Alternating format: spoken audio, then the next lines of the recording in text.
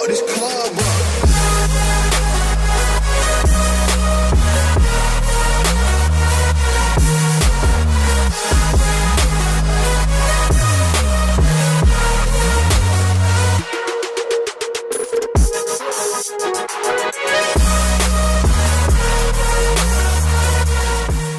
What is going on, everybody? How are we all doing? And welcome back tonight to a brand new player review on FIFA 18, where today we're going to be taking a look at the Allsvenskan MVP, the Player of the Year for the Swedish League, Anders Christiansen. If you do enjoy this review, make sure to leave a big thumbs up on it. Don't forget to subscribe if you're new around here, and I'd love to hear your thoughts on this card if you happen to have used him in the comment section down below. But we're going to be kicking things off, as we always do, with the basic information. And for Christiansen, he's standing at 5 foot and 9 inches tall. He's got high to high work rate, 3-star weak foot and 3-star skill moves. Looking at his base card and top 5 in-game stats, he's an 84 rated central midfielder. Had a nice upgrade. He's usually a 74 rated rare silver card. Of course, this is for the Player of the Year, so naturally he's had some massive boosts. Looking at his base card, he's got 78 pace, 83 dribbling, 77 defending, 75 shooting, 84 passing and 81 physical, so very well-rounded card. Top 5 in-game stats, again, very impressive. He's got 99 agility,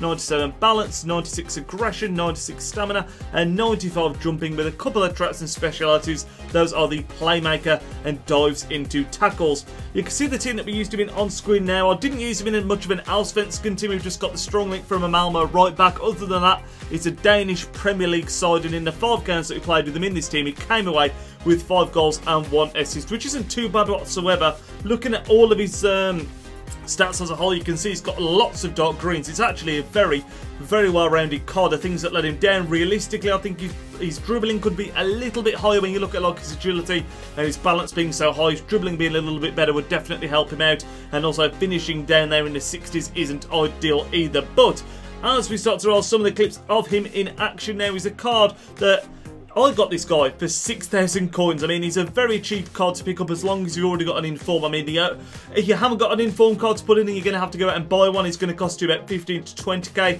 If you've got an untradeable inform, you can throwing that in for like 5 or 6k. So it's relatively cheap to pick up. And I actually picked him up with the view of him being a very nice super sub. Now, I think that's exactly what he is. I don't think you're ever going to be building a team solely around this guy like I've done for the purposes of this review, because he's Danish. You know, he's not easy to get into a strong team with being in the Allsvenskan as well, and you know what, I think most people like myself are going to be using him as a super sub. But this guy, when you look at this card, like I've already said, very well rounded, lots of dark green stats, and for a central midfielder is absolutely ideal. He's great to get up and down the pitch. I actually found he was almost a little bit reluctant to get forward. He seemed a bit more naturally sitting back, and I didn't have a problem with that. One of his best attributes was his passing, and he was fantastic at picking the ball up in a deep position, running forward and just spreading the play, not necessarily getting the assist, but getting the move started off. And a few times when we did get him forward, his finishing actually wasn't too bad. It wasn't, I mean, when I talk about his finishing, when he's in the box, his one-on-ones, the goals he did get inside the box weren't pretty. You could tell that his finishing wasn't good, but